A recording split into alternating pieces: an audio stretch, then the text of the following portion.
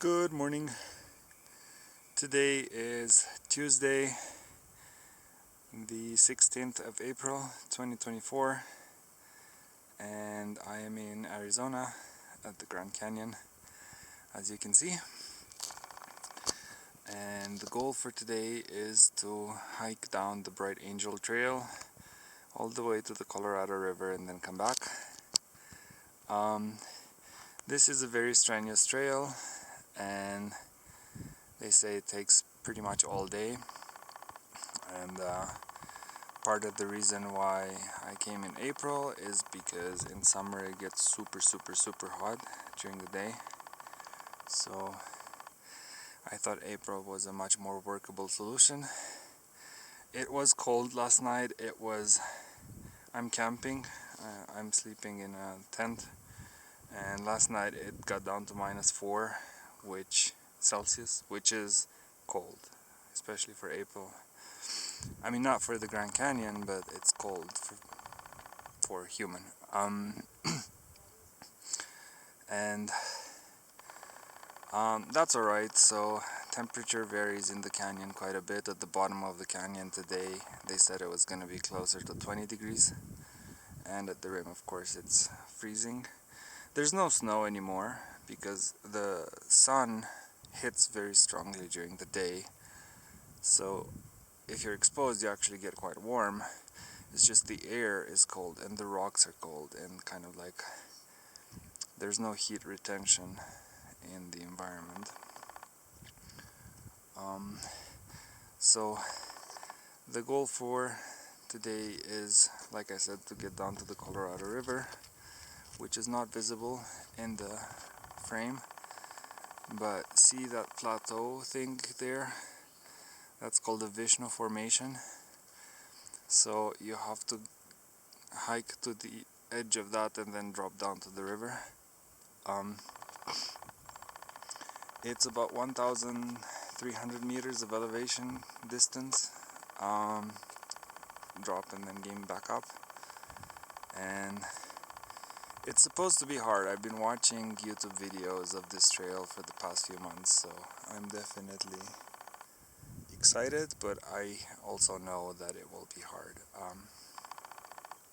I was actually at the Grand Canyon in 2011, and that time around I was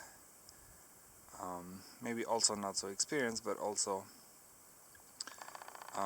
I was with a bunch of friends who weren't so much into hiking. So in a way this is kind of like the revenge hike for that. So AJ, if you're watching this is for you, and I really hope I make it all the way down and back up by daylight. It's supposed to take about 12 hours round trip to Phantom Ranch, and it's 6 a.m. It's just after sunrise. You can see the beautiful shades of red, and yeah, so, and sun sets at also 7ish, 6:30. So I have precisely 12 hours, so I don't have any time to lose. I didn't eat anything this morning because I really wasn't in an eating mood. I hope that's not a mistake. But I had coffee, but it was just too cold to cook, I feel like. Because when I woke up in the sleeping bag, it's actually not so bad, but you can feel sort of the cold seeping through the tent and the sleeping bag. And I have really good gear and really good clothes, and there were moments throughout the night where I felt like this kind of like intrusion of cold coming towards me. So that's definitely something to think about. So when I woke up this morning, I just wanted to get ready as fast as possible, and I was really in no mood to cook. But I have water, I have snacks, I hope everything I need. And without further ado, okay, let's try this. See you further down. Okay, It is now 4 hours later and I made it to the bottom of the Grand Canyon. Specifically, this is the Colorado River. You can see why it's called Colorado, because it's yellow with all the sediments and silt. And it comes from that direction. In that direction, about 3 kilometers away, there's a place called Ghost Ranch, which is the only ranger station on the bottom of the canyon, I think, that's permanently manned and has water and is also a campground and things like that. So it took me, like I said, 4 hours and 15 minutes to get here. It wasn't hard at all. I only took one break. Temperature at the bottom of the canyon is very mild. It's 20 degrees maybe Celsius. And at the top, of course, it was close to freezing. And these rocks that you see here, these are called schists, and they are 2 billion years old. And obviously, as the water with all these sediments, it grinds through it like sandpaper, and it just keeps digging deeper and deeper and deeper. I mean, obviously the river dug out the entire canyon. But 2 billion years old is a lot for a rock. I mean, obviously, if you think about it, like all the atoms on Earth are probably more or less the same age. But what I mean by 2 billion years old is that when the rock solidified from liquid lava, that was 2 billion years ago. And the Earth is only approximately estimated to be 4 billion years old, so that's quite old. Yeah. And obviously the higher up you go on the plateau, towards the Colorado Plateau, the younger the rocks, because they kept getting deposited like layer by layer. Okay, well, I made it. The hard part is gonna be going back up. Coming down was easy. I have 15 kilometers and 1,300 meters of elevation difference to cover. Maybe 7 hours, maybe 8 hours. But if the temperatures stay cool like they were this morning, then that's totally doable. The latest I want to head back up is noon, and it's almost 11 now, so I think I can give myself a little bit of time. Or maybe I go to Ghost Ranch. Ghost Ranch is 3 kilometers there. That's not nothing, so I need to really think about whether I have time to go to Ghost Ranch. See where those people, no, you can't see because the contrast is too high, but the trail to Ghost Ranch is along that rock wall, and it's 3 kilometers. Okay, well, I'm gonna probably have lunch because I didn't eat anything this morning, and see you in a bit.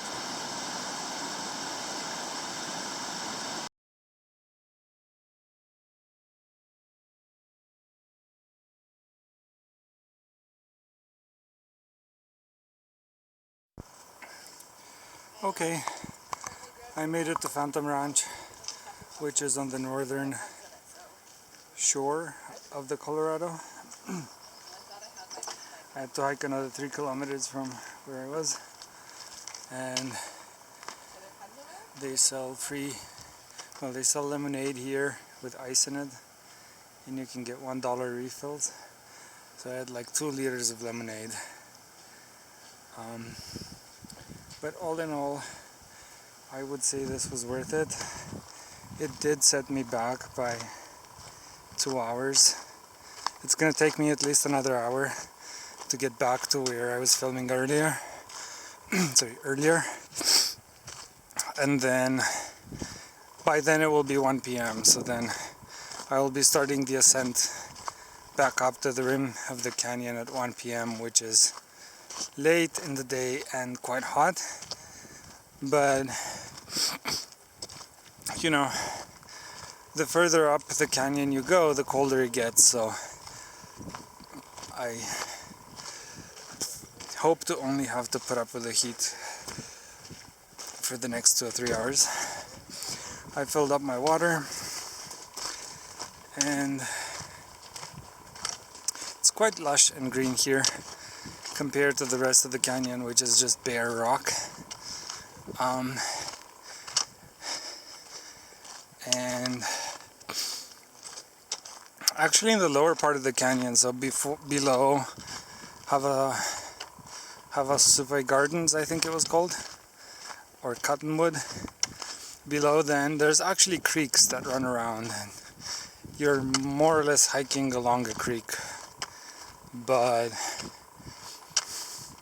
in the upper part of the canyon there is zero water, like not a single drop, hardly any plants. Okay, so this is where we go. I'll film a bit when I get to the bridge, and then it's all the way up. Okay, I made it back to the Colorado River. This is the bridge.